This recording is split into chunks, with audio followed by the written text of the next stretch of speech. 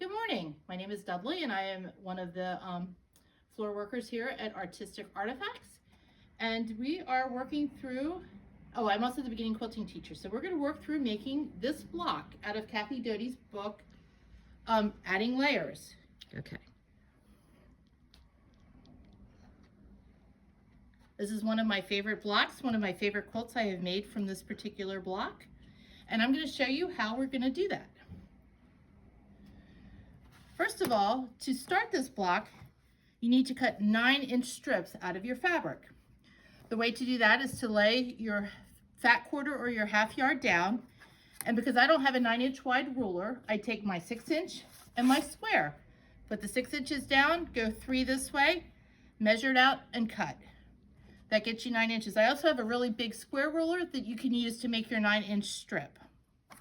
Upon doing that, you have your 9-inch strip. And if you take your 2 layers and face them together, if you know what you actually want to sew together, and you cut them, you can cut your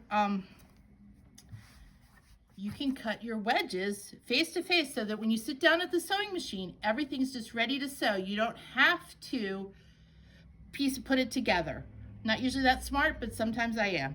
Therefore, you put your wedge down on your 9-inch rotary cutter and just cut. And when you cut your wedges, you come up with half of one of these. You come up with your wedges. This is a wedge. Okay, now after you've cut your wedges, you sew 2 together. I usually sew all of my pairs together and then I lay them out just to see what you have. Sometimes some materials with bigger print, you want to make sure the brighter spots are opposites within your quilt. Let me see if I can find an example of that quickly. I just made sure my purples were evenly spaced around the block as I laid it out. Oh, is there another one? It's probably down here at our ankles. But you want to lay it out and make sure you're spinning all the right direction. Some materials don't allow you to spin the same direction with each material, so you go every other one. And you want to lay that out just so your quilt is somewhat balanced and perfect. The other thing I do when I sew pieces together is I chain piece them. I started at this end actually with the wider end. Start it with the wider end, put it through the machine.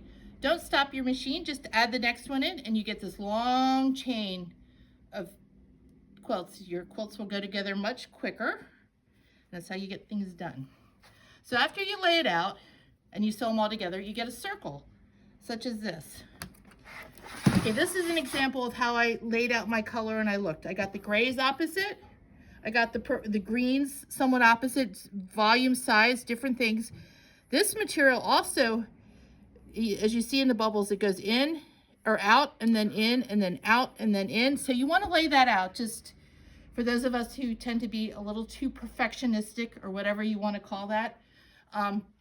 That's how I make those decisions with that. These bricks are going to also have the same thing because there's going to be lots of silver. Some are not going to have silver, some are not going to have silver. So you do want to make sure that the silver is evenly dispersed among your block. So then after, to make the finished block, you sew this together and then you have to trim it up. It's a 13.5-inch block. You lay this out and you take your brick roller. This takes a little work, a little effort. And what I do on my rulers very often is I will tape my squares. I don't know if you can see this.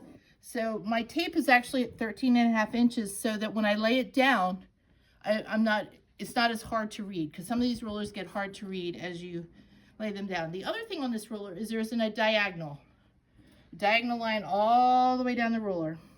So when you lay this down on top of your block, do you want me to pick this up? Nope, you're good. You're good.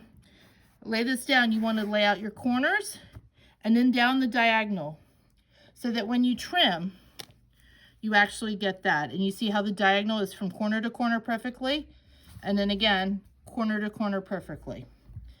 So after you trim your circle, you have your square without a centerpiece. This is what you end up without a centerpiece. Putting the circle in the middle is a couple different things. I have to confess to cheating on this quilt.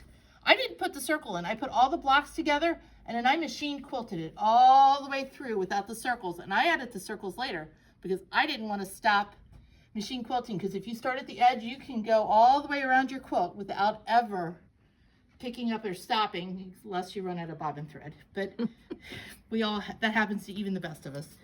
So then you add circles. Now the circles are a couple different ways you can do the circles. You can use what we call Steam a Seam 2, Steam a Seam Light. This is my favorite method. This product is fabulous. You draw your circle onto this thing, then you cut it out, put it on your fabric, and cut around the circle. That gives you a sticky fabric. You can place this anywhere, it'll stick, and it's not permanent until you iron it down. So I will put these in the middle of my circle, and then I have a finished block. The other thing you can do is, if you're a hand appliquer or you like to zigzag, you can cut it out of just a piece of material, fold your edges under or iron your edges under, and then either hand whip them down or zigzag around your circles. The other thing I would say, when you're cutting your circles, use a littler rotary cutter. The smaller the template, the smaller the cutter. You want to use a smaller cutter for these because you can get a more accurate cut. So that's how I make this. And then Judy and I were talking just a moment. It would be fun to add the outside corners to this and just applique this, or put this in a big circle and just have a big circle quilt too. So there's lots of things you can do. Again, this quilt came out of, That's okay. adding layers. And she has what she calls her vintage spin. She uses vintage materials for her. I used a Ways and Means pack as a challenge, so that's what I'm gonna do to make my second one. And then this quilt is, I'm sorry, I don't remember the title of it. Diamonds. Diamonds in the book that it's iCat Diamonds, and it is also in this book by Doughty. Alrighty. Well, it has been fun talking to you, and you have a nice day.